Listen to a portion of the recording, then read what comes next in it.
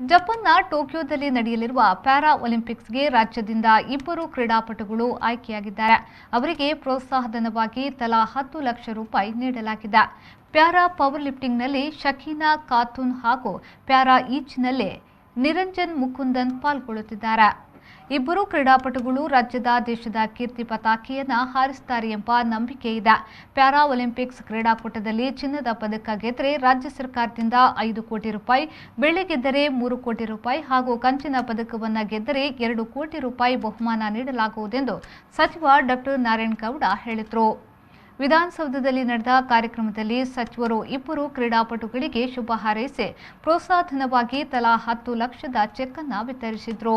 ಇದೇ ವೇಳೆ ಶಿಖರದಿಂದ ಸಾಗರ ಎಂಬ ಹೆಸರಿನಲ್ಲಿ ನಡೆದಿರುವ ಸಾಹಸ ಯಾತ್ರೆಗೆ ಸಚಿವರು ಹಸಿರು ನಿಶಾನೆಯನ್ನ ತೋರಿದರು. ಈ ವೇಳೆ ಪ್ರಾಥಮಿಕ ಮತ್ತು ಪ್ರೌಢಶಾಲೆಗಳಲ್ಲಿ ಕಡ್ಡಾಯವಾಗಿ ಪ್ರತಿದಿನ 1 ಗಂಟೆ ದೈಹಿಕ ಶಿಕ್ಷಣಕ್ಕೆ ಸಮಯ ಮೀಸಲಿಡಬೇಕು. ಇದಕ್ಕೆ ಸಂಬಂಧಿಸಿದಂತೆ ಪ್ರಾಥಮಿಕ ಮತ್ತು ಪ್ರೌಢಶಿಕ್ಷಣ ಸಚಿವರಿಗೆ ಪತ್ರ ಬರೆದು ಮನವಿಯನ್ನ ಮಾಡಿದ್ದೇನೆ ಎಂದು ಹೇಳಿದರು. ಅಲ್ಲದೆ ಪ್ರತಿಯೊಂದು ಶಾಲೆಗೂ ಕಡ್ಡಾಯವಾಗಿ ಮೈದಾನ ಇರಬೇಕು. ಒಂದು ವೇಳೆ ಮೈದಾನ ಇಲ್ಲದಿದ್ದಲ್ಲಿ ಬಾಡಿಗೆ ಆಧಾರದಲ್ಲಾದರೂ ಮೈದಾನ ಪಡೆದು ಮಕ್ಕಳಿಗೆ ದೈಹಿಕ ಶಿಕ್ಷಣ ನೀಡಬೇಕು. ವ್ಯಾಯಾಮ, ಕ್ರೀಡೆ ಮಕ್ಕಳಿಗೆ ಅತ್ಯವಶ್ಯಕ. ಈ ಬಗ್ಗೆ ಪತ್ರದಲ್ಲಿ ಮನವಿಯನ್ನ ಮಾಡಿದ್ದೇನೆ. ಶಾಲೆಗಳು ಸರ್ಕಾರದ ಆದೇಶ ಪಾಲಿಸದಿದ್ದಲ್ಲಿ ಪರವಾನಗಿಯನ್ನೇ ರದ್ದು ಮಾಡುವಂತೆಯೂ ಶಿಕ್ಷಣ ಸಚಿವರಲ್ಲಿ ಮನವಿ ಮಾಡಿರುವುದಾಗಿ ಸಚಿವ ಡಾ ನಾರಾಯಣಗೌಡ ಹೇಳಿದರು. ಇಲ್ಲಿ ಉಪಸ್ಥಿತರಾದಂಥ ಎಲ್ಲ ನಮ್ಮ ಡಿಪಾರ್ಟ್ಮೆಂಟ್ ಅವರಾಗಬಹುದು ಮತ್ತೆ ಮೀಡಿಯಾ. ಕರ್ನಾಟಕದಲ್ಲಿ ಕ್ರೀಡೆ ಅಂತಂದ್ರೆ ಪಾಪ ಅವ್ರಿಗೆ ಜಾಸ್ತಿ ಪ್ರೋತ್ಸಾಹಗಳು ಸಿಕ್ಕಲ್ಲ, ಅವ್ರಿಗೆ ಹಣಕಾಸಿನ ಸೌಲಭ್ಯಗಳು ಸಿಕ್ಕಲ್ಲ. ಸೊ ಎಲ್ಲೋ ಒಂದ್ ಕಡೆ ಕರ್ನಾಟಕದಲ್ಲಿ ಅದರಲ್ಲೂ ಒಂದಿಷ್ಟು ರಾಜಕೀಯಗಳು ನಡೀತವೆ, ಸೆಲೆಕ್ಷನ್ ಕೂಡ ರಾಜಕೀಯಗಳು ನಡೀತವೆ ಅಂತ ಕೇಳ್ತಾ ಇದೀವಿ.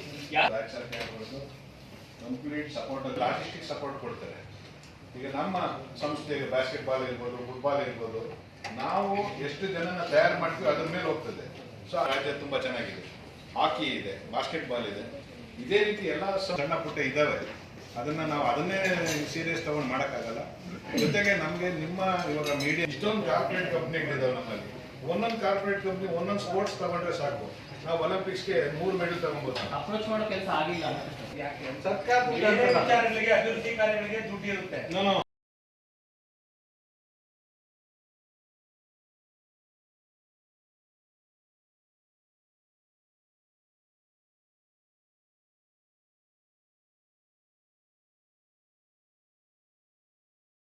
ಕಾರ್ಯಕ್ರಮದಲ್ಲಿ ರಾಜ್ಯ ಒಲಿಂಪಿಕ್ ಅಸೋಸಿಯೇಷನ್ ಅಧ್ಯಕ್ಷ ಎಂಎಲ್ಸಿ ಗೋವಿಂದರಾಜ್, ಯುವ ಸಬಲೀಕರಣ ಮತ್ತು ಕ್ರೀಡಾ ಇಲಾಖೆಯ ಅಪಾರ ಮುಖ್ಯ ಕಾರ್ಯದರ್ಶಿ ಡಾ ಶಾಲಿನಿ ರಜನೀಶ್, ಇಲಾಖೆಯ ಆಯುಕ್ತರಾದ ವೆಂಕಟೇಶ್ ಮತ್ತಿತರರು ಉಪಸ್ಥಿತರಿದ್ದರು.